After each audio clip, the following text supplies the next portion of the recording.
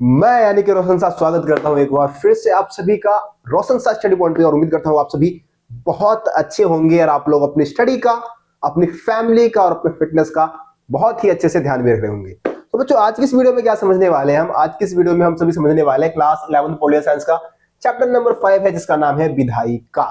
ठीक है जी। इससे पहले न्यायपालिका की वीडियो जो है अपलोड कर दिया हूं। न्यायपालिका वाले चैप्टर को नहीं समझा है तो वीडियो देखिए। चैप्टर नंबर 4 था हमारा, बहुत अच्छे से एक्सप्लेन कर दिया था मैंने आप लोगों को उस चैप्टर को। और आज की इस वीडियो में हम पूरी तरीके से विधायिका को समझने वाले हैं। तो देखिए, इस चैप्टर के ऊपर आपको एनिमेटेड वीडियो भी देखने को मिल जाएगा। लगभग 1.5-2 साल पहले मैंने एनिमेटेड वीडियो बनाया था, लाख प्लस व्यूज क्रॉस कर चुका है ये वीडियो हमारा। तो जाए प्लेलिस्ट में, आपको एनिमेटेड वीडियो की अलग से प्लेलिस्ट देखने को मिल जाएगी, आप हमारे एनिमेटेड वीडियो को भी देख सकते हैं। ठीक है जी। देखिए, इस चैप्टर की अगर मैं बात करूं, इस चैप्टर में आपको कौन कौन से टॉपिक समझने को मिलने वाला है, सबसे पहले हम उसकी बात कर लेते हैं। तो सबसे पहले आप समझेंगे विधायिका का मतलब क्या होता है, विधायिका से आप क्या समझते हैं, विधायिका का क्या अर्थ है। ठीक है जी। सबसे पहला टॉपिक हमारा यही रहेगा। उसके बाद हमें संसद क्यों चाहिए, बहुत ही ज्यादा इंपोर्टेंट टॉपिक है बच्चों। पेपर में यहां से क्वेश्चन आता है, लॉन्ग क्वेश्चन 6 मार्क्स में आ जाता है भाई ये क्वेश्चन, हमें संसद की जरूरत क्यों है ना जी। बहुत इंपोर्टेंट टॉपिक है। उसके बाद चैप्टर मतलब टॉपिक नंबर 3 हमारा क्या रहेगा, संसद में दोनों सदनों की आवश्यकता क्या है। आपको पता है कि संसद में 2 सदन है, लोकसभा, राज्यसभा, है ना। इसी तरीके से कई 6 राज्य हमारे ऐसे हैं जहां पे द्विसदनात्मक विधायिका मौजूद है। तो ये 2 सदन क्यों, विधायिका में 2 सदन का महत्व क्या है, इसके बारे में समझने को मिलेगा। संसद के क्या कार्य है, इसको आप समझेंगे। ठीक है जी। लोकसभा और राज्यसभा की शक्तियों की, अगर देखो संसद के कार्य और हमें संसद क्यों चाहिए, लगभग एक ही टॉपिक है। तो एक ही टॉपिक में ये दोनों चीज कवर हो जाएगा, एक ही बात है। ठीक है। उसके बाद लोकसभा और राज्यसभा की शक्तियों में अंतर क्या है, लोकसभा और राज्यसभा की क्या क्या शक्तियां है ना, इनका गठन कैसे किया गया है, उसके बारे में समझेंगे।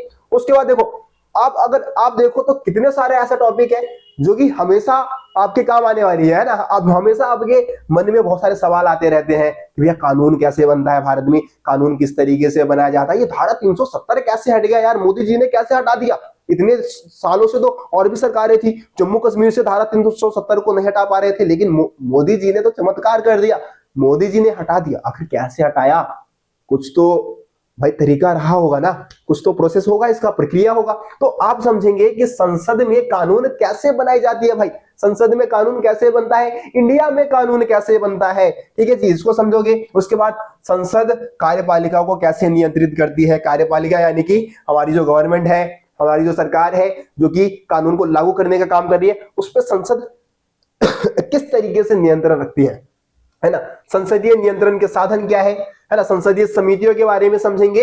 और आखिर में जो 10वां टॉपिक रहेगा वो है संसद स्वयं को कैसे नियंत्रित करती है ना, स्वयं पर कैसे नियंत्रण संसद रखने लग रही है, इसके बारे में आपको समझने को मिलेगा। तो मेरे को मालूम है कि ये सारे टॉपिक भाई समझने के बाद आप पॉलिटिकल साइंस के ज्ञाता बनने वाले हो। आपको बहुत सारी चीजें पॉलिटिकल साइंस के बारे में, इंडियन गवर्नमेंट के बारे में, ठीक है जी, बहुत कुछ समझने को मिलेगा। और आप दूसरे लोगों को भी समझा पाओगे। ऐसा समझाऊंगा कि दूसरे लोगों को भी, अपने दोस्तों को भी, अपने माता पिता को भी ये सारी चीजें समझा देना। भैया ऐसे ऐसे कानून बनता है हमारे देश में, संसद होता है, संसद के 2 सदन है ना, किस तरीके से कानून बनता है उसके बारे में आपको अभी जब मैं समझाऊंगा तब भाई समझाने के काबिल हो जाओगे तुम लोग। चलो एक बार फिर से हम अपने चलते हैं नोट पैड पे, मतलब नोट पे चलते हैं। और देखो, पिछली क्लास में मैंने जो चैप्टर नंबर 4 की वीडियो में लेके आया था, तो आप लोगों को सरकार के 3 अंगों के बारे में बताया था। इसमें सबसे पहले नंबर पे मैंने क्या बताया था आपको, सरकार के 3 अंगों में सबसे पहले नंबर पे कि मैंने क्या बताया था, कार्यपालिका, है ना, कार्यपालिका बताया था। दूसरे नंबर पे आपको मैंने क्या बताया था, विधायिका। उसके बाद तीसरे नंबर पे मैंने क्या बताया था, न्यायपालिका, है ना। इस तरीके से हमारे सरकार के क्या है, 3 अंग है ना, 3 अंग है। किसके भाई, सरकार के। ठीक है जी, सरकार के 3 अंगों के बारे में हमने बात किया था। अब देखो यहाँ पे आप जैसे कि वैसे तो सबसे पहले नंबर पे किसको होना चाहिए भाई, पहले नंबर पे होना चाहिए विधायिका को, दूसरे नंबर पे कार्यपालिका को, क्योंकि पहले कानून बनेगा। विधायिका का मुख्य काम क्या है भाई, विधायिका का मुख्य काम क्या है, कानून बनाना, है ना, कानून को बनाना, ये विधायिका का मुख्य काम है। अब कानून पहले लागू थोड़ी नहीं हो जाएगा, कार्यपालिका तो लागू करने का काम करती है ना भाई। तो पहले कानून बनता है, तो पहले नंबर पे विधायिका होनी चाहिए, उसके बाद दूसरे नंबर पे कार्यपालिका और तीसरे नंबर पे न्यायपालिका। इस तरीके से सरकार के 3 अंग ऐसे होंगे। वैसे एनसीईआरटी को पता नहीं जो लिख रहे थे क्या नशे में थे, भांग पी रखा था, किस तरीके से चैप्टर का नंबर डाला है, समझ जाओ भाई। लेकिन पहले विधायिका, उसके बाद कार्यपालिका, उसके बाद न्यायपालिका। अब देखो विधायिका की मैं बात करूं तो मैंने आपको बोला कि कानून जो है वो दो लेवल पे बनाए जाते हैं। हमारे देश में दो स्तर की सरकारें हैं, हमने दो स्तर की सरकार, संघीय व्यवस्था है ना। तो यहाँ पे क्या है कि केंद्रीय स्तर की सरकार है एक, और एक राज्य स्तर की सरकार है ना। सरकार की मैं बात करूं तो दो स्तर की सरकार यहां पे मौजूद है, ठीक है जी। दो स्तर में सबसे पहले केंद्रीय स्तर और दूसरा राज्य स्तर, ठीक है। अब आपको पता है कि केंद्रीय स्तर पे भी कानून बनाया जाता है और राज्य स्तर पे भी कानून बनाया जाता है। केंद्रीय स्तर पे कानून कहां बनता है जी, संसद में बनता है, ठीक है जी। कहां बनता है, संसद में बनता है। और राज्य स्तर में कानून कहां बनेगा, विधानमंडल में बनता है, जिसको हम क्या बोलते हैं, विधानमंडल, ठीक है, विधानमंडल, ठीक है। तो इस तरीके से कानून केंद्र और राज्य स्तर पे बनता है। अब देखो यहां पे संसद के आपको पता है दो सदन है। संसद के कितने सदन है जी, संसद के कितने सदन है, दो सदन। एक है हमारा लोकसभा, दूसरा है हमारा राज्यसभा, ठीक है, राज्यसभा। यहां पे भी विधानमंडल को भी हम दो भागों में बांट देते हैं, विधानमंडल को भी दो भागों में बांटा गया है, ठीक है। एक है आपका विधानसभा, विधान सभा, और एक होता है विधान परिषद, ठीक है, विधान परिषद, ठीक है। तो जैसे कि यहां पे हम राज्यसभा की बात करते हैं, राज्यसभा के सदस्यों को आम नागरिक सीधे तौर पे नहीं चुनते, उनको चुनने का अलग प्रक्रिया होता है ना। लोकसभा के सदस्यों को आम नागरिक, जो आम लोग हैं, उनके द्वारा चुने जाते हैं। इसी तरीके से विधानसभा के जो राज्य स्तर पे विधानसभा के सदस्य डायरेक्ट आम जनता द्वारा चुने जाते हैं, विधान परिषद के सदस्य नहीं चुने जाते, ठीक है जी। ये भी इनडायरेक्टली चुने जाते हैं। तो पूरा चैप्टर है इसी के बारे में रहेगा, इन्हीं सारी चीजों के बारे में हम लोग समझने वाले हैं। ऐसे विधानमंडल की मैं बात करूं, जो द्विसदनात्मक विधायिका वाले जो राज्य हैं, 6 राज्य ऐसे हैं जो कि जहां पे द्विसदनात्मक विधायिका है, जहां पे विधान सभा भी है और विधान परिषद भी है ना। सारे राज्यों में ये सिर्फ 6 राज्य ऐसे हैं जहां पे आपको विधानसभा भी देखने को मिल जाएगा और विधान परिषद भी देखने को मिल जाएगा। 6 राज्यों की अगर मैं नाम की बात करूं, शॉर्ट में मैं नाम लिख देता हूं। बिहार है आपका, ठीक है जी, दूसरे नंबर पे यूपी है आपका, ठीक है, तीसरे नंबर पे कर्नाटक है, चौथा आपका महाराष्ट्र है, पांचवा आपका तेलंगाना है, ठीक है, और एक रहेगा आपका आंध्र प्रदेश, छठा रहेगा एपी यानी कि आंध्र प्रदेश। बिहार, यूपी, कर्नाटक, महाराष्ट्र, तेलंगाना और आंध्र प्रदेश, ये 6 ऐसे राज्य हैं जहां पे द्विसदनात्मक विधायिका मौजूद है, जहां पे विधानसभा और विधान परिषद दोनों मौजूद है, ठीक है। तो ये नाम याद रखना, मैप के लिए मोस्ट इंपोर्टेंट है, मैप में आता है। और ऐसे भी एमसीक्यू में बहुत सारे क्वेश्चन आपको यहां से देखने को मिल जाएगा, ठीक है। तो यहाँ पे हम विधायिका के बारे में समझ लिया। चलो जी पीबीडी में आ जाते हैं और फिर से एक एक करके चीजों को हम बहुत ही बारीकी से चीजों को समझने की कोशिश करते हैं। देखो सबसे पहला टॉपिक आपका है विधायिका का अर्थ बताइए। विधायिका से आप क्या समझते हैं, विधायिका का क्या मतलब होता है? सिंपल मतलब, बहुत ही आसान, बहुत ही सरल भाषा में मैंने 2-3 लाइन में आंसर लिख दिया है, ठीक है। तो भाई विधायिका क्या है? विधायिका सरकार का दूसरा, मतलब सरकार का जो 3 अंग है, 3 अंगों में से पहला अंग है, ठीक है। 3 अंगों में से पहले नंबर पे आता है। इसका मुख्य काम क्या है? कानून बनाना, ठीक है जी, याद रहेगा सबको, लिख लो, नोट बना लो, स्क्रीनशॉट भी लेते चलो। सरकार का जो पहला अंग है जिसको हम क्या बोलते हैं? विधायिका, इसका मुख्य काम क्या है? कानून को बनाना, ठीक है। तो स्क्रीनशॉट लेते हुए चलो। देखो बहुत सारे बच्चों ने अभी तक, देखो पीपीटी में थोड़ी इंप्रूवमेंट की जरूरत थी। आज की पीपीटी आप देख लेना, बहुत अच्छी पीपीटी मैंने बनाई है। साथ ही साथ बहुत सारे बच्चे कमेंट कर रहे थे कि पीपीटी में बहुत सारी गलतियां रहती है ना, शब्द बहुत सारे गलत इससे पहले वाली पीपीटी में लिखे हुए थे, उसको भी मैंने इंप्रूव करने की कोशिश की है। तो आप लोग जो भी सजेशन देते हैं, जो भी कमियां बता रहे हैं, उस पर काम कर रहे हैं, और बाकी जो तारीफ आप करते हैं उसको हम एज अ मोटिवेशन लेके और अपने आप को बेहतर बनाने की कोशिश कर रहे हैं। तो भाई रोशन सा स्टडी पॉइंट पे आपको डे बाय डे बेहतर कंटेंट ही मिलेगा, कुछ ना कुछ अलग आपको यहाँ पे देखने को मिलेगा, ठीक है जी। चलिए अब महत्वपूर्ण टॉपिक, महत्वपूर्ण 6 मार्क्स के लिए, ठीक है जी, लॉन्ग क्वेश्चन के लिए, कि संसद के कार्य क्या है। आखिर भैया ये संसद काम क्या कर रहा है, मतलब क्या काम करता है संसद, ठीक है। तो संसद का सबसे पहला काम मैंने क्या बताया भाई? कानून बनाना। जितने भी कानून बनेंगे वो कहां बनेंगे? संसद में बनेंगे, है ना जी। मोदी जी को कोई भी कानून बनाने का है तो कहां बनाएंगे जी? संसद में बनाएंगे। संसद में कैसे कानून बनता है पूरी प्रक्रिया होती है, उस प्रक्रिया के अकॉर्डिंग बनता है। आगे पूरा टॉपिक हमारा है कानून बनने के बारे में। कार्यपालिका पर नियंत्रण। कार्यपालिका पर नियंत्रण का मतलब क्या है कि सरकार क्या काम कर रही है, किस तरीके से कर रही है ना, उस पर पूरा नियंत्रण रखता है संसद। ठीक है, क्योंकि संसद में आपको पता है, संसद में विपक्षी भी जो विपक्ष के जो लीडर होते हैं वो भी होते हैं, है ना, वो भी तो चुने जाते हैं। अब मोदी जी ने कोई भी कानून लेके आए या कुछ भी कदम उठाया तो ऐसा थोड़ी नहीं है कि भाई उनका विरोध नहीं होगा, विरोध होगा, उनसे सवाल पूछे जाएंगे। राहुल गांधी जी भी है हमारे साथ, है ना, राहुल गांधी भी विपक्ष में बैठे हुए हैं, वो भी बोलेंगे कि मोदी जी आपने कैसे किया, ये क्यों किया आपने, ये सही नहीं है। जैसे कि जो अग्निवीर है ना, ये जो स्कीम आया सेना में आपका, अग्निपथ था या अग्निवीर था, आई थिंक ऐसे ही था, मेरे को याद नहीं है, आप बता देना कौन सा स्कीम आया था सेना में। ठीक है, तो ये जो स्कीम आया नया स्कीम, तो उसका राहुल गांधी ने जम के विरोध किया, है ना। तो इस तरीके से कार्यपालिका पर नियंत्रण रखती है संसद, और संसद में आपको पता है जो सत्तारूढ़ दल है उसके साथ साथ विपक्षी पार्टियां भी होती है, तो वो कार्यपालिका पर नियंत्रण रखने का काम करती है। वित्तीय कार्य, बजट पारित करना। देखो सरकार के जो बजट है वो संसद में ही पारित किए जाते हैं, संसद में ही पेश किए जाते हैं। तो ये वित्तीय कार्य के अंतर्गत बजट पारित करना एक महत्वपूर्ण काम है संसद का। ठीक है, संविधान में संशोधन, संविधान में जो भी संशोधन होगा, जो भी बदलाव होगा, वो कहां होगा, संसद के थ्रू ही होगा। ठीक है, जैसे कि धारा 370 को बदला गया तो संविधान में संशोधन हुआ, कहीं ना कहीं कहां से हुआ, किसके माध्यम से हुआ, संसद के माध्यम से हुआ, है ना। उसके बाद है निर्वाचन संबंधित कार्य। देखो संसद का एक महत्वपूर्ण कार्य होता है निर्वाचन करवाना, जैसे कि राष्ट्रपति का निर्वाचन होता है, उपराष्ट्रपति का निर्वाचन होता है ना। तो इसमें सबसे महत्वपूर्ण भूमिका किसका है, संसद का। संसद के जो सदस्य हैं, लोकसभा राज्यसभा के जो सदस्य हैं वही चुनते हैं इनको, है ना। तो निर्वाचन में भी बहुत महत्वपूर्ण भूमिका हो गया, राष्ट्रपति उपराष्ट्रपति को चुनने में। न्यायिक कार्य, न्यायिक कार्य बहुत भाई समझ में नहीं आते बच्चों को, तो न्यायिक कार्य में कुल मिला के हम उन कामों को शामिल कर रहे हैं जो कि किसी को पद से हटाने की जो प्रक्रिया है उसको पूरा किया जाता है इसी में, संसद में। न्यायिक कार्य के अंतर्गत क्या है, राष्ट्रपति, उपराष्ट्रपति या फिर सर्वोच्च न्यायालय के जो न्यायाधीश है उनको हटाने की जो पूरी प्रक्रिया है वो संसद में ही संपन्न किया जाता है। तो इससे भी क्या समझ में आता है कि भाई न्यायिक कार्य भी करने लग रही है भाई हमारी संसद, है ना। समझ में आया सबको।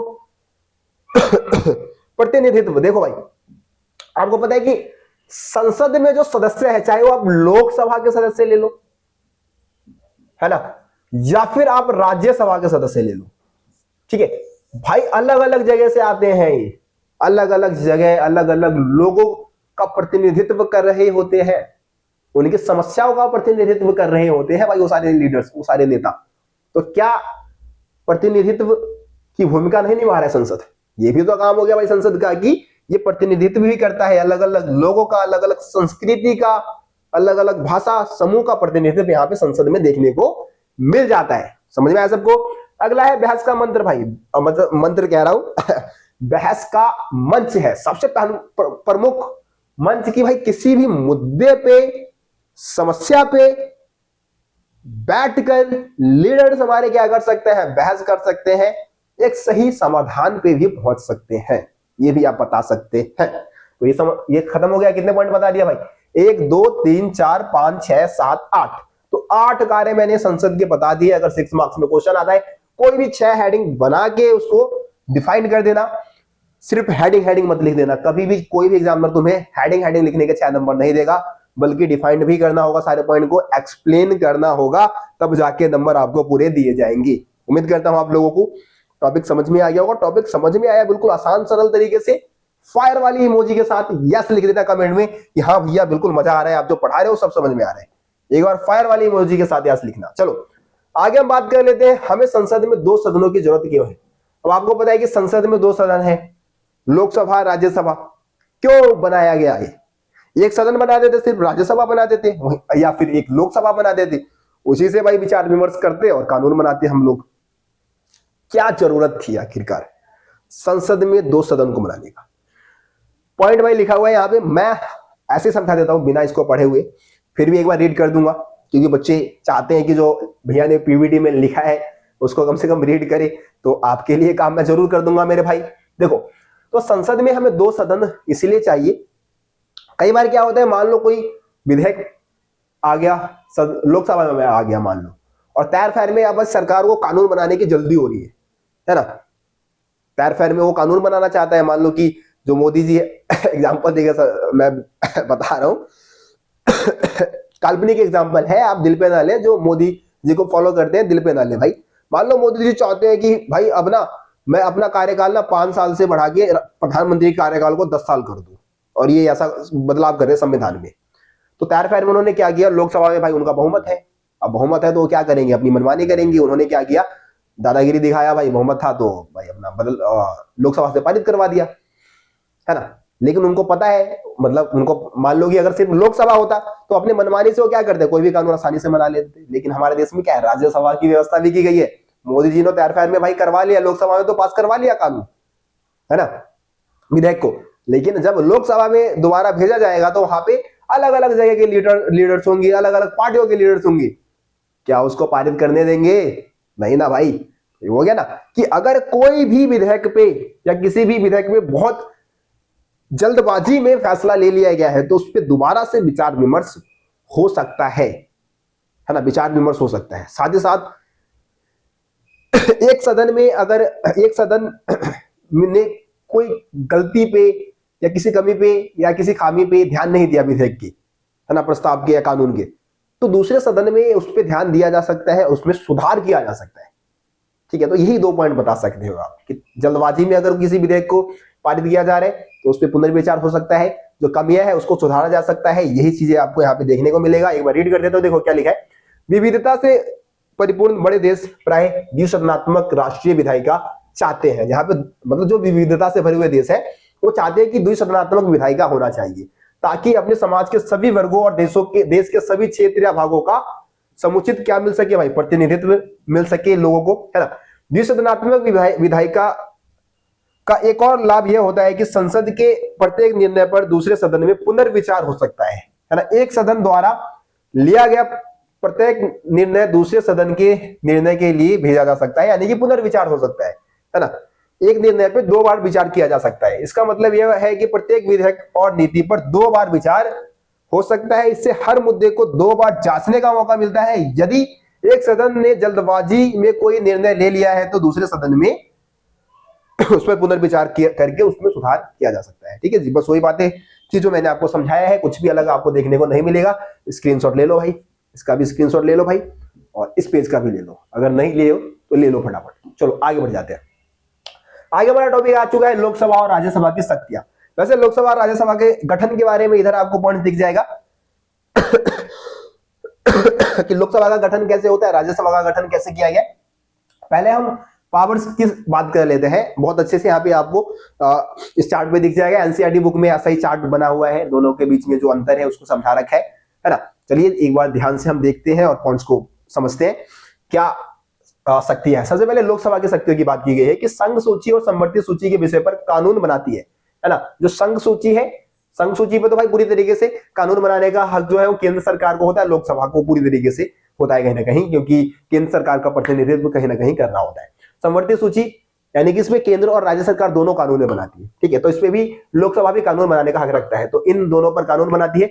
धन्य विधेयक और सामान्य विधेयक को प्रस्तुत कर उसको पारित करती है। आपको पता है कि जो धन विधेयक है, धन विधेयक के मामले में तो भाई विशेष अधिकार मिला हुआ है कि धन विधेयक को हमेशा लोकसभा में ही पेश किया जाता है, राज्यसभा में पेश नहीं किया जाता, पहले लोकसभा में ही पेश किया जाता है। तो ये भी पावर है, शक्ति है लोकसभा का।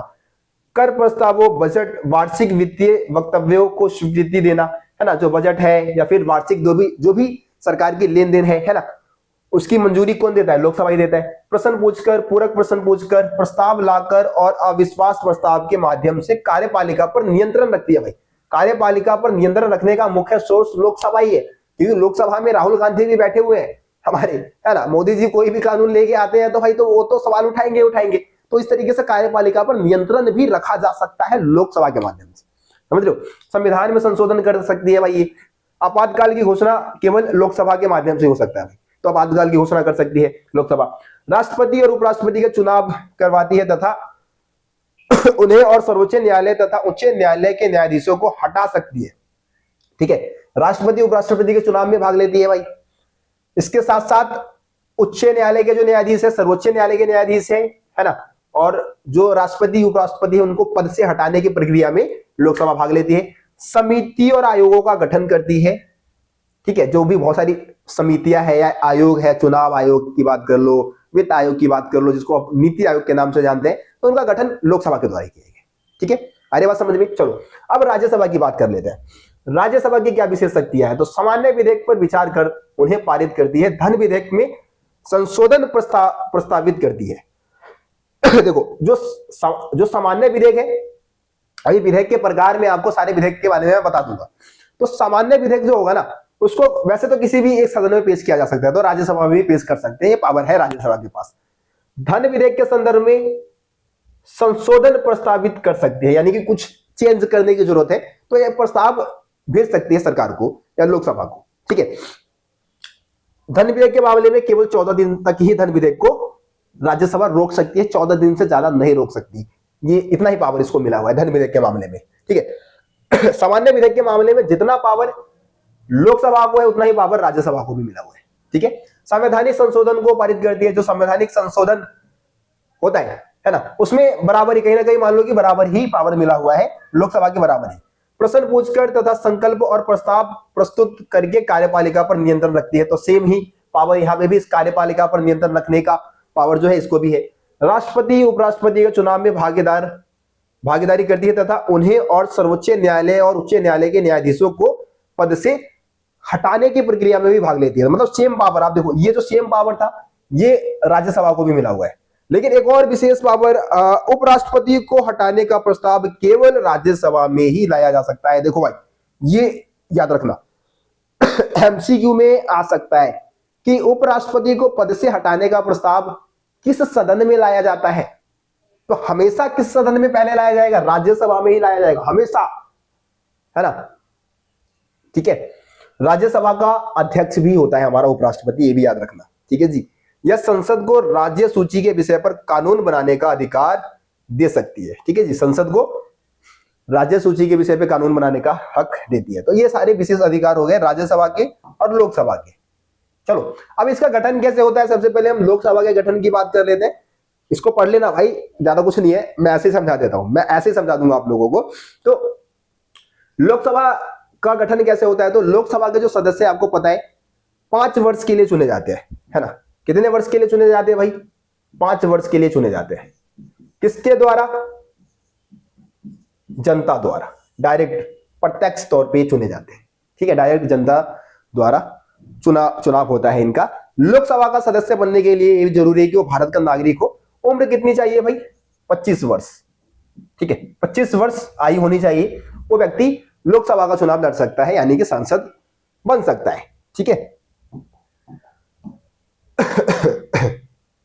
देखो वो सारी बातें लिखी हुई है। लोकसभा के सदस्यों की अगर हम बात करें तो 443 निर्वाचित क्षेत्र से चुने जाते हैं। मतलब 443 सदस्य हैं वो निर्वाचित किए जाते हैं, यानी कि जनता द्वारा चुने जाते हैं, 5 वर्ष के लिए चुने जाते हैं।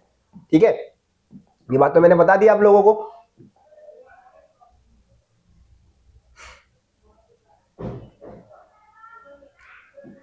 देखो कई बार क्या होता है कि गठबंधन की सरकार बनती है, तो गठबंधन की सरकार में क्या होता है कि अगर कोई दल अपना बहुमत खींच लेती है, अपने सपोर्ट को खींच लेती है, तो बीच में भी लोकसभा को भंग किया जा सकता है। अगर सरकार के पास बहुमत नहीं होगा तो 5 वर्ष से पहले ही इसको भंग कर दिया जाता है। ठीक है, इसीलिए इसको निम्न सदन भी कहा जाता है, निम्न सदन। ठीक है, या निचला सदन इसको कहा जाता है, क्योंकि इसको समय काल से पहले भंग किया जा सकता है, कभी भी भंग किया जा सकता है। ठीक है, राज्यसभा को उच्च सदन कहा जाता है। अभी राज्यसभा के वाला जो पॉइंट आएगा तो हम बात करेंगे। देखो लोकसभा के जो 2 सदस्य थे उनको राष्ट्रपति द्वारा मनोनीत किया जाता था। एंग्लो इंडियन जो सदस्य होते थे, जो कला विज्ञान या किसी अपने क्षेत्र में बहुत अच्छा किया है, तो उनको सेलेक्ट किया जाता था। लेकिन अब इस पद को समाप्त कर दिया गया है, अब ऐसा कुछ एंग्लो इंडियन जो सदस्य है उनको नहीं चुना जाता है, इसको समाप्त कर दिया गया है। ठीक है, तो बस यही सारी चीजें आपके लोकसभा के बारे में था। अब राज्यसभा की बात कर लेते हैं। तो राज्यसभा को उच्च सदन कहा जाता है। उच्च सदन कहे जाने के पीछे का रीजन क्या है कि उसको कभी भंग नहीं किया जा सकता भाई, है ना। प्रत्येक 2/3 जो सदस्य है वो हर 2 वर्ष बाद चुन लिए जाते हैं, हर 2 वर्ष बाद उनका चुनाव हो जाता है। तो क्या कभी इसको भंग किया जा सकता है? जी नहीं किया जा सकता। ठीक है। यह राज्यों का प्रतिनिधित्व करता है ना। राज्यसभा एक स्थायी सदन है, इसके सदस्य 6 वर्ष के लिए निर्वाचित होते हैं। कितने वर्ष के लिए चुने जाते हैं? 6 वर्ष के लिए सदस्यों का चुनाव होता है। प्रत्येक 2 साल बाद इसके 1/3, वो मैंने 2/3 बोल दिया था, माफी चाहूंगा, 1/3 जो सदस्य है, ठीक है, 1/3 जो सदस्य है वो अपना कार्यकाल पूरा करते हैं और इनकी सीटों के लिए फिर से चुनाव होता है, ठीक है। इसे कभी भंग नहीं किया जा सकता है ना। और इनके जो सदस्यों का चुनाव है वो अप्रत्यक्ष तौर पे होता है, एकल संक्रमणीय विधि के माध्यम से किया जाता है, ठीक है। देखो क्या लिखा है आगे, क्या लिखा है, किसी राज्य के लोग राज्य की विधानसभा के सदस्यों को चुनते हैं।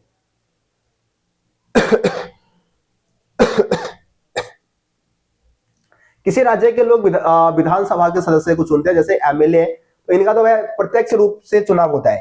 तो ये पॉइंट वैसे इसमें आना नहीं चाहिए था, चलो इसको हम हटा देते हैं। राज्यसभा में अधिकतर सदस्य 250 हो सकते हैं भाई, 250 सदस्य हो सकते हैं, जिसमें से 238 जो है वो राज्यों के द्वारा चुने जाते हैं, है ना, राज्यों से आते हैं, वो डायरेक्ट तौर पे राज्यों से आते हैं। और 12 सदस्य की बात करें तो ये राष्ट्रपति द्वारा मनोनीत किए जाते हैं, राष्ट्रपति द्वारा चुने जाते हैं। ये भी एंग्लो इंडियन ही है ना, जो कि कला, साहित्य, विज्ञान और समाज सुधारक के तौर पे बहुत अच्छा काम किया है, समाज की सेवा में बहुत अच्छा काम किया है, उनको राज्यसभा की सदस्यता मिल जाती है। ऐसा सदस्य कितने होते हैं? 12 सदस्य होते हैं। और 238 जो है वो राज्य के द्वारा चुने जाते हैं, राज्य द्वारा भेजे जाते हैं, ठीक है। देखो, राज्यसभा में प्रतिनिधित्व के लिए 2 सिद्धांतों का प्रयोग किया जाता है। अलग अलग देशों में राज्यसभा जो है उसमें अलग तरीके से सदस्यों को चुना जाता है ना। पहला तरीका क्या है कि देश के सभी क्षेत्रों को असमान आकार और जनसंख्या के बावजूद द्वितीय सदन में समान प्रतिनिधित्व मिले, है ना। जितने भी राज्य है, मान लो कि 28 राज्य है ना, तो हर राज्य से मान लो 5वां सदस्य होना चाहिए। पहला सिद्धांत तो ये कहता है, पहला सिद्धांत क्या कहता है कि हर राज्य से, चाहे उसका आकार कितना भी बड़ा हो, कितनी भी जनसंख्या हो, सभी से एक बराबर सदस्य चुनने चाहिए। अगर 5 सदस्य पहले राज्य से है तो दूसरे राज्य से भी कितने सदस्य होने चाहिए जी? 5 होने चाहिए। तीसरे राज्य से भी कितने होने चाहिए? 5 होने चाहिए, है ना। अगर बिहार से 5 है तो यूपी से भी 5, राजस्थान से भी 5। लेकिन भारत में ऐसा नहीं किया गया। भारत विविधताओं से भरा हुआ है, एक राज्य में भी अलग अलग धर्म, अलग अलग जाति, अलग अलग वर्ग को फॉलो करने वाले लोग रहते हैं। तो हमारे देश में ऐसा नहीं हुआ। ऐसा अमेरिका में हो रखा है भाई। अमेरिका में जो सीनेट है, सीनेट बोलते हैं, सीनेट, ठीक है, जो दूसरा सदन है, द्वितीय सदन, उसको क्या बोलते हैं? सीनेट। तो सीनेट में कोई राज्य कितना भी बड़ा हो, कितनी भी जनसंख्या हो, सबको बराबर प्रतिनिधित्व दिया गया है अमेरिका में, सीनेट में, ठीक है। लेकिन हमारे यहाँ पे राज्यसभा में ऐसा नहीं हुआ है। हमारे यहाँ पे दूसरे तरीकों को अपनाया गया है, जिसमें देश के विभिन्न क्षेत्रों में जो मतलब उसका जो आकार है, देश में जो राज्य है, राज्य का जो आकार है और वहां की जो जनसंख्या है, उसके अनुसार सीटें तय की गई है, ठीक है। जनसंख्या और आकार के आधार पर सीटें तय की गई है, ठीक है। अमेरिका की तरह नहीं, जैसे सीनेट में क्या है कि सभी राज्यों को बराबर प्रतिनिधित्व दिया गया है, लेकिन भारत में ऐसा नहीं हुआ। लेकिन इसका अर्थ क्या लिखा है देखो, एक बार पढ़ देता हूं मैं सारे पॉइंट। अमेरिका के द्वितीय सदन सीनेट में प्रत्येक राज्य को समान प्रतिनिधित्व दिया गया है। यह सभी राज्यों में समानता स्थापित करता है ना। लेकिन इसका अर्थ यह नहीं है कि छोटे राज्यों को बड़े राज्यों के बराबर ही प्रतिनिधित्व मिले। लेकिन हमारे राज्यसभा के लिए इस अमेरिकी प्रतिनिधित्व प्रणाली से अलग तरीका अपनाया गया है। भारतीय संविधान के 4थी अनुसूची में प्रत्येक राज्य से निर्वाचित होने वाले सदस्यों की संख्या निर्धारित कर दी गई है ना। पहले ही निर्धारित की जा चुकी है।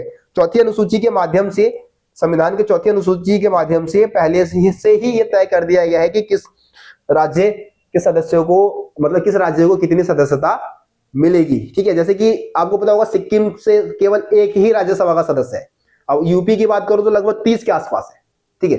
तो ये मतलब ये चीजें आपको देखने को मिल जाते हैं यहाँ पे। बस यही है। कानून का निर्माण कैसे होता है? बहुत ही आसान प्रोसेस है, यहाँ पे समझाया हुआ है, बहुत ही अच्छे तरीके से समझाया गया है यहाँ पे, ठीक है। एक बार पहले हम क्या करते हैं विधेयक को समझ लेते हैं कि विधेयक होता क्या है और विधेयक के प्रकार क्या है। फिर हम समझेंगे कि आखिरकार भारत में कानून का निर्माण कैसे किया जाता है, ठीक है जी। चलिए, सबसे पहले आप समझिए विधेयक होता क्या है और विधेयक के प्रकार कितने हैं। तो देखो, सरकार बनती है ना। सरकार क्यों बनती है? लोगों की इच्छाओं को पूरा करने के लिए, है ना। जो लोगों की इच्छा है उसको पूरा करने के लिए सरकार का निर्माण होता है। हम सरकार को क्यों चुनते हैं? ताकि हमारी जो इच्छाएं हैं उसको पूरा करे। सरकार हमारी इच्छाएं कैसे पूरा करती है? कानून बना के। जैसे कि भारत के बहुत सारे लोगों का डिमांड था कि भाई धारा 370 को हटाया जाए जम्मू कश्मीर से। बहुत सारे लोग इसको सपोर्ट कर रहे थे, भारत के लोगों की डिमांड थी, है ना, धारा 370 को हटाया जाए। तो हटाया जाएगा का मतलब क्या है कि ऐसे ही थोड़ी नहीं मोदी जी जाएंगे कॉपी किताब लेके या पेन लेके और संविधान का पन्ना जो है जिसपे धारा 370 के प्रावधान को लिखा गया है उसको फाड़ के हटा देंगे और हो गया, बस बदल गया। ऐसा नहीं होता, एक पूरा प्रक्रिया है ना, उस प्रक्रिया के तहत ही संविधान में संशोधन होता है। ठीक है, तो पहले क्या होगा कि जो जनता की इच्छा है उसको सदन, जो हमारा संसद है, संसद में पेश किया जाएगा, है ना। जो लोगों की इच्छा है, जो लोगों की डिमांड है, मांग है, उसी को कानूनी रूप दिया जाता है संसद में, सरकार देती है भाई। ठीक है, तो लोगों की जो इच्छा है उसको पेश किया जाएगा, कहां? संसद में पेश किया जाएगा। मसौदा होगा एक तरीके से, ड्राफ्ट जिसको हम बोलते हैं, एक ड्राफ्ट बनाया जाएगा। और ये सरकारें जो मोदी जी है वो खुद नहीं बनाते हैं, बल्कि उनके नीचे बहुत सारे अधिकारी लोग होते हैं, उनसे विचार विमर्श करके एक ड्राफ्ट बनवा दिया। और जिस मंत्री से संबंधित वो होगा, जिस मंत्री के विभाग से संबंधित होगा, उस मंत्री को सौंप दिया जाएगा। वो मंत्री क्या करेगा? उस मसौदे को संसद में पेश करेगा, जिसको हम बोलेंगे विधेयक। तो विधेयक क्या है? कानून बनने से पहले कानून का जो प्रस्ताव होगा, ठीक है, पूरा जो प्रस्ताव होगा, कानून बनने से पहले जो कानून का पूरा प्रस्ताव है, जिसमें पूरी डिटेल चीजें दी हुई है कि इस कानून में क्या होगा, बदलने के बाद क्या क्या परिवर्तन आएगा, पूरा कानून का डिटेल होगा उसमें, है ना। तो उस प्रस्ताव को हम क्या बोलेंगे? विधेयक बोलेंगे। विधेयक समझ में आ गया? कानून बनने से पहले कानून का जो प्रस्ताव है उसी को हम क्या बोलेंगे? विधेयक बोलेंगे। अब ये विधेयक कई टाइप के हो सकते हैं, सरकारी विधेयक हो सकते हैं, निजी सदस्यों के विधेयक हो सकते हैं। देखो, सरकारी विधेयक उन विधेयकों को कहा जाता है जिसको मंत्री पेश करते हैं। मंत्री द्वारा, किसी भी विभाग का मंत्री है वो अगर संसद में विधेयक को पेश कर रहा है तो सरकारी विधेयक हो गया वो, समझ गए। और मंत्री के अलावा अगर कोई दूसरा व्यक्ति, सांसद पेश कर रहा है विधेयक को, तो उसको निजी सदस्यों का विधेयक बोलेंगे। ये दोनों विधेयक में अंतर समझ गए, सरकारी विधेयक और निजी सदस्यों का विधेयक, समझ गए। उसके बाद है गैर वित्त विधेयक और वित्त विधेयक। देखो, गैर वित्त विधेयक जिसका संबंध वित्तीय मामलों से नहीं होगा, पैसों से नहीं होगा, धन से नहीं होगा, तो उसको हम क्या बोलेंगे? गैर वित्त विधेयक। वित्त विधेयक जिसका संबंध पैसों से होगा, मनी से होगा, पैसा ही पैसा, कर, है ना, ये सारी चीजें। ठीक है, तो ये वित्त विधेयक हो गया। सामान्य विधेयक और संविधान संशोधन विधेयक। देखो, वित्त विधेयक को छोड़ दो और संविधान संशोधन विधेयक को छोड़ दिया जाए ना, तो जितने भी विधेयक होंगे उसको सबको हम सामान्य विधेयक का ही नाम देते हैं। सबको आप सामान्य विधेयक बोलोगे। सिर्फ वित्त विधेयक और संविधान संशोधन विधेयक और एक और धन विधेयक को भी शामिल कर लो आप, धन विधेयक। ठीक है, इनको हटा के जितने भी विधेयक है वो सारे सामान्य विधेयक ही कहलाते हैं। सबको आप सामान्य विधेयक कॉल करोगे, है ना, सामान्य विधेयक ही कहोगे। संविधान संशोधन विधेयक क्या होते हैं? संविधान संशोधन विधेयक उस विधेयक को कहा जाता है जिसका पर्पस होगा संविधान में संशोधन करना।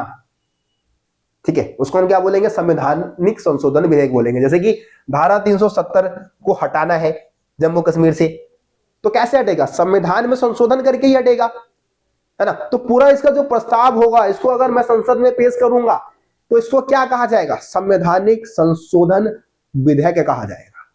आ रही बात समझ में? कोई दिक्कत यहां तक, कोई डाउट? मेरे हिसाब से तो नहीं होगा। बस यही सारी चीजें था यार, बस इसमें इतना ही था। चलो अब समझते हैं कि कानून कैसे बनता है भारत में। देखो, कानून बनने की पूरी प्रक्रिया यहां पे समझा रखा है, लेकिन मैं आपको लेके चलता हूं अपने, फिर से इसी तामझाम के थ्रू आपको समझाऊंगा। तो सबसे पहले विधेयक की बात हमने कर ली। विधेयक, मैंने क्या बताया विधेयक के बारे में? विधेयक क्या है भाई? प्रस्ताव है। किस चीज का प्रस्ताव? विधेयक किस चीज का प्रस्ताव है? तो बनने वाले कानून का प्रस्ताव है।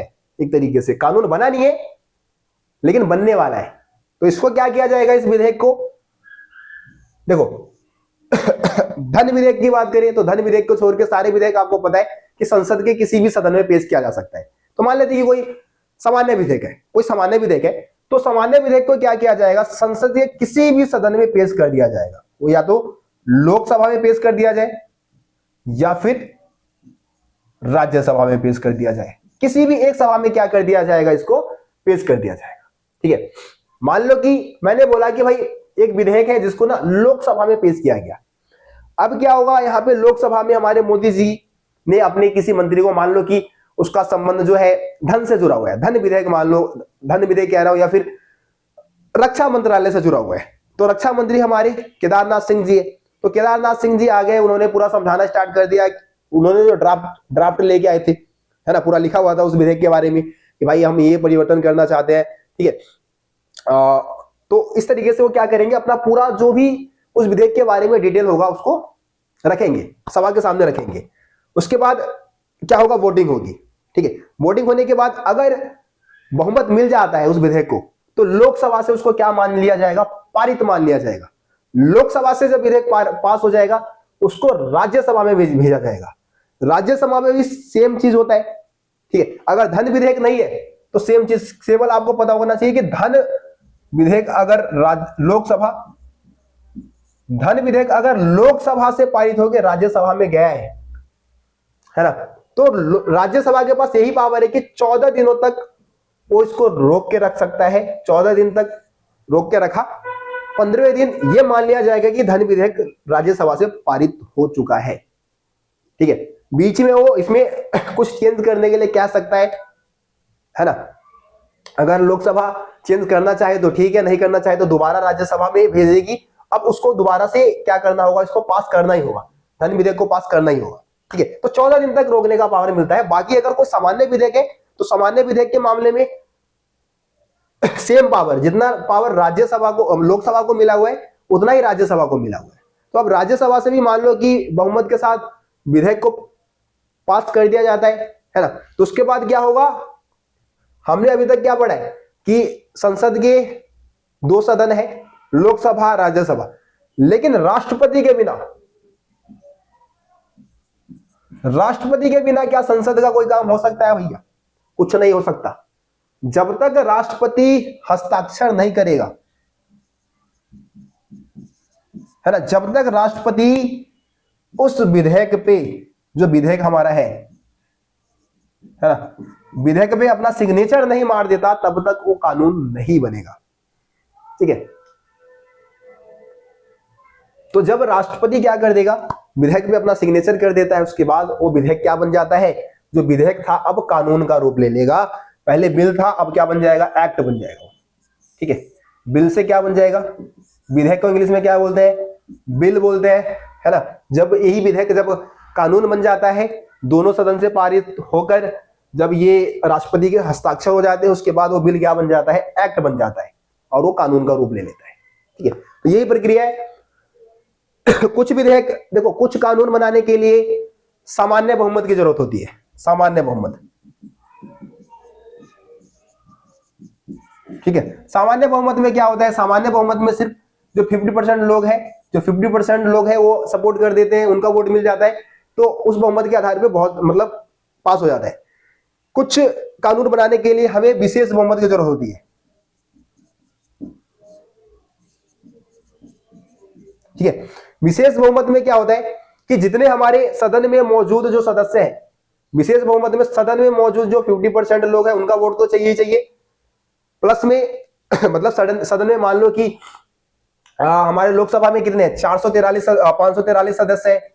ठीक है, तो इनका 50% वोट तो चाहिए चाहिए। जितने लोगों ने वोट दिया है, जितने लोग वोटिंग करेंगे, ठीक है, पहले तो सदस्यों का भाई वो चाहिए, और बाकी जो वोटिंग करेंगे उनका भी लगभग आई थिंक 2/3 जो वोट है वो चाहिए होता है विशेष बहुमत के संदर्भ में, तभी जाके कोई भी विधेयक जो है वो पास माना जाता है सदन में। तो थोड़ा सा आप देख लेना सामान्य बहुमत और विशेष बहुमत के बारे में। ठीक है, आगे मैं कोशिश करूंगा कि इसको और ज्यादा अच्छे से समझाऊं, क्योंकि अभी मेरे ख्याल से आपके इस टॉपिक में, इस चैप्टर में ज्यादा बता नहीं रखा है ना, तो ज्यादा डिटेल में नहीं जा रहा हूं। विशेष बहुमत के भी 2 टाइप होते हैं अभी रहने देते हैं, नहीं तो जब बहुत ज्यादा लंबी वीडियो खींच जाएगी भाई। मेरी कोशिश यही है कि कम से कम 40 से 45 मिनट में आप लोगों का ये चैप्टर कंप्लीट करा दूं। अगर ज्यादा डिटेल में हम चले गए तो बहुत ज्यादा टाइम लग जाएगा भाई। ठीक है, तो इसको हम देखेंगे फिर कभी। चलो आ जाते हैं अपने टॉपिक पे। ओहो, हाँ, तो ये कानून निर्माण की पूरी प्रक्रिया मैंने आपको समझा दिया है। उम्मीद करता हूं आप लोगों को समझ में आ गया होगा। इसको एक बार रीड कर लेना, यहाँ पे ज्यादा एक आध चीजें एक्स्ट्रा बता रखी है तो उसको आप लोग एक बार देख लेना। ठीक है जी, विधेयक के प्रकार बता दिया। अब बात कर लेते हैं संसद कार्यपालिकाओं को कैसे नियंत्रित करती है। यहाँ पे कुछ तरीके बता रखे हैं। ठीक है, 4 तरीके बता रखे हैं जिसके माध्यम से संसद कार्यपालिका को नियंत्रित करती है ना। मैंने आपको क्या बोला, संसद में हमारे जो सरकार, जो इस समय जिसकी सरकार चल रही है वो भी मौजूद है। कार्यपालिका तो उन्हीं की है ना भाई, क्योंकि कानून को लागू करवाने का काम तो वही कर रहे जो मौजूदा सरकार में हमारे मोदी जी है ना। और विपक्ष में भी हमारे राहुल गांधी जी भी हैं, वो भी कार्यपालिका के ही अंग माने जाएंगे कहीं ना कहीं, मतलब संसद के ही अंग है वो, कार्यपालिका के नहीं संसद के तो अंग है ही है कम से कम। संसद में तो जाके बैठते हैं ना भाई वो भी है ना, सांसद तो है ही वो। तो किस तरीके से संसद कार्यपालिका को नियंत्रण करती है, सरकार को कैसे नियंत्रण करती है। सरकार पे अगर नियंत्रण ना रखे तो मोदी जी तो तानाशाह हो जाए भाई, मोदी जी तो अपनी मर्जी चलाने लग जाए, संविधान ही बदल डाले पूरा, है ना। तो इसीलिए तो भाई संसद जो है वो सरकार को मनमानी करने से रोकती है, कार्यपालिका पर नियंत्रण करती है। कैसे नियंत्रण करती है जी रोशन भैया, कैसे नियंत्रण करते हैं जरा बताओ, जरा समझाओ क्या तरीके हैं। तो भाई तरीका मैं क्या बताऊंगा, 4 पॉइंट लिखे देख लो। देखो सबसे पहला है बहस और विवाद होते हैं भाई। आपको पता है कि संसद में होते हैं बहस, मतलब बहस चलता है, विवाद चलता है। राहुल गांधी जी पूछते हैं मोदी जी आप विदेश तो जाते हो नए नए कपड़े पहन के, हमारे लोगों को क्या फायदा हुआ बताओ जरा, आप सूट वूट पहन के तो चले जाते हो, मेरे गरीब लोग आज भी फ्लाईओवर के नीचे सो रहे हैं, आज भी खुले में शौचालय कर रहे हैं, क्या किया आपने, जवाब दो मुझे। ठीक है, तो यहां पे होते हैं प्रश्न काल, प्रश्न काल होता है, ठीक है, शून्य काल होता है। देखो प्रश्न काल का ऐसा सेशन होता है संसद का जिसमें जो विपक्षी पार्टी अगर सवाल पूछे तो सरकार जो सत्तारूढ़ी दल है उसको हर हाल में जवाब देना ही पड़ता है। शून्य काल में क्या है कि मर्जी है। प्रश्न काल में जब प्रश्न पूछे जाते हैं तो विपक्षी पार्टी ने अगर कोई प्रश्न पूछा है तो सत्तारूढ़ी दल का वो लीडर उस विभाग, जिस विभाग से उस क्वेश्चन का संबंध होगा उसको आंसर करना होगा, समझ रहे हो। कानून की स्वीकृति व अस्वीकृति, अब है ना, अब कानून कहां बनेगा, संसद में बनेगा। अब कोई भी कानून बनने जा रहा है तो विपक्षी पार्टी है उन्होंने सपोर्ट नहीं किया, मान लो सपोर्ट नहीं करेंगे तो भाई कानून ही नहीं बनेगा।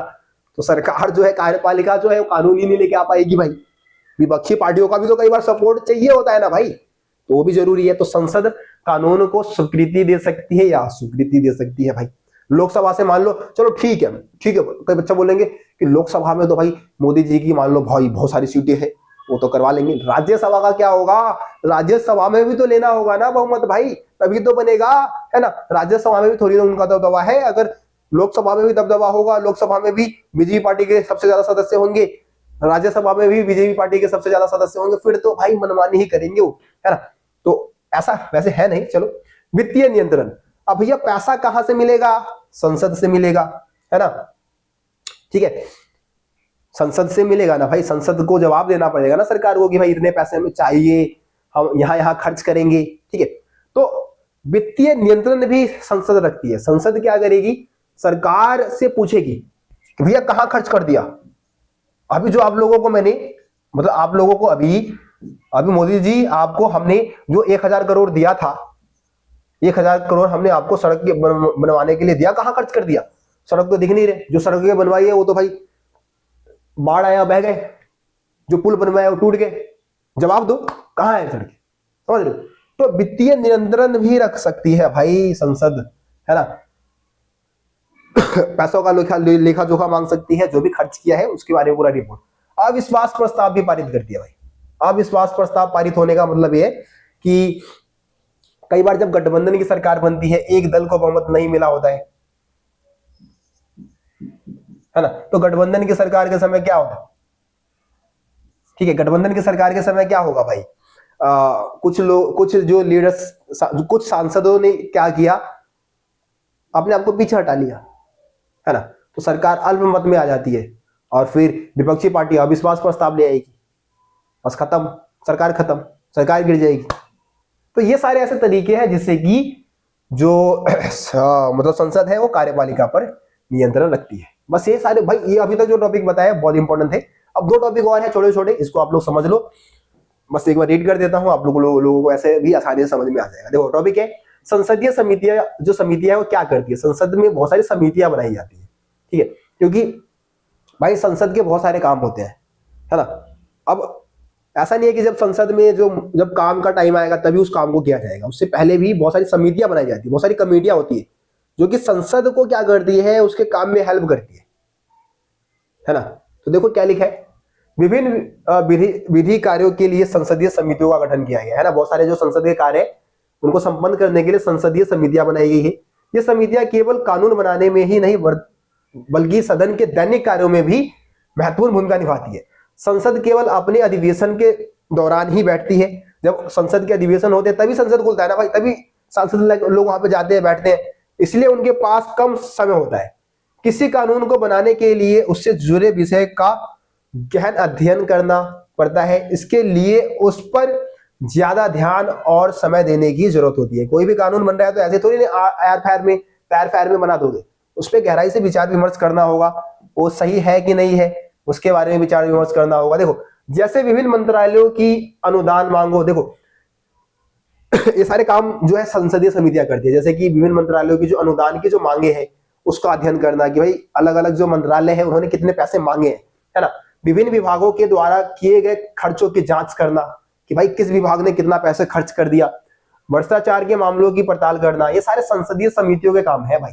संसदीय समितियां ही ये सारे कार्य करती है, ठीक है। बस इतना ही है आपका, इसमें स्क्रीनशॉट ले लो भाई, स्क्रीनशॉट ले लो और एक बार रीड कर लेना। अगला टॉपिक आखिरी होगा ये, है ना। संसद स्वयं को कैसे नियंत्रित करती है, संसद जो है वो खुद को कैसे नियंत्रित करती है, ठीक है। संसद स्वयं को अनुशासित करके नियंत्रित करती है अपने आप को। भाई संसद का जो अध्यक्ष विधायिका की कार्यवाही के मामलों में सर्वोच्च अधिकारी होता है। जो संसद का अध्यक्ष होता है, जैसे कि लोकसभा का अध्यक्ष होते हैं, राज्यसभा का अध्यक्ष होते हैं, तो सबसे ऊपर के अधिकारी होते हैं, है ना। यदि कोई सदस्य सदन के नियमों का उल्लंघन करता है तो ऐसे में अध्यक्ष उसे सदन से बाहर कर सकता है। तो संसद इस तरीके से अपने आप को नियंत्रित करती है कि संसद का जो अध्यक्ष है, अगर कोई लीडर, कोई सांसद है, वो क्या कर रहा है, माहौल को खराब करने की कोशिश कर रहा है, तो उसको सदन से बाहर भगा दो, है ना, बाहर निकाल दो, ठीक है। यदि कोई सदस्य अपने दल के नेतृत्व के आदेश के बावजूद सदन में उपस्थित ना हो या दल के निर्देश के विपरीत सदन में मतदान करे अथवा स्वेच्छा से दल की सदस्यता से त्याग पत्र दे दे तो उसे दल बदल कहा जाता है। दल बदल मतलब यही है, दल बदल का मतलब समझते हो ना भाई, कि भाई किसी पार्टी का चुनाव चिन्ह लिया, चुनाव लड़ गए, जीत लिए और बाद में फिर हमने पार्टी बदल दी, तो इसको दल बदल कहा जाता है। अध्यक्ष उसे सदन की सदस्यता के अयोग्य ठहरा सकता है। जो दल बदल करते हैं, दल बदल वैसे गलत माना जाता है, और ऐसा अगर कोई करता है तो उसको सदन से बाहर कर दिया जाता है ना, उस सदन की सदस्यता के अयोग्य घोषित कर दिया जाता है, मतलब योग्य नहीं है वो सदन की सदस्यता के, ठीक है जी। देखिए जरा वीडियो बन रहा है या बंद हो गया, हाँ जी बहुत ज्यादा, लगभग 50 मिनट की वीडियो हो गई है भाई, ये ज्यादा लंबा खींच दिया। खत्म है भाई, चैप्टर खत्म, ठीक है। तो उम्मीद करता हूं कि आज की इस वीडियो में जो भी आपको टॉपिक समझाया गया है आप लोगों को समझ में आ गया होगा। वीडियो पसंद आया हो तो भाई वीडियो को लाइक शेयर जरूर कर देना, और चैनल को सब्सक्राइब नहीं किया तो सब्सक्राइब भी कर देना। बाकी देखो मिड टर्म के एग्जाम के लिए एक चैप्टर रह गया है न्यायपालिका वाला, वो भी बहुत जल्दी लेके आऊंगा। अगर आप लोग ज्यादा से ज्यादा कमेंट करते हैं तो फिर तो बहुत ही जल्दी लेके आऊंगा। आप मतलब वो एक ही डिमांड और सप्लाई के ऊपर है भाई, आप लोग ज्यादा डिमांड करेंगे तो जल्दी सप्लाई होगी, कम डिमांड करेंगे तो थोड़ा सा टाइम लग सकता है, ठीक है। तो अगली वीडियो का इंतजार करें, मिलते हैं आप सभी से अगली वीडियो में, तब तक के लिए जय हिंद जय भारत। आप सभी अपना ध्यान रखिए, धन्यवाद।